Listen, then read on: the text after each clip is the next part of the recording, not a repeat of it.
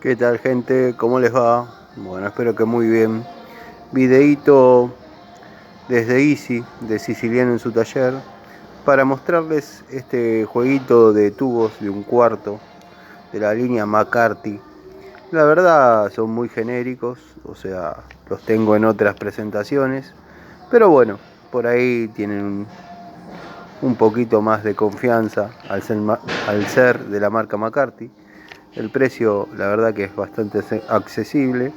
Así que bueno, si andan por Easy y tienen ganas de tener un jueguito mínimo de tubos de un cuarto, este es en pulgadas.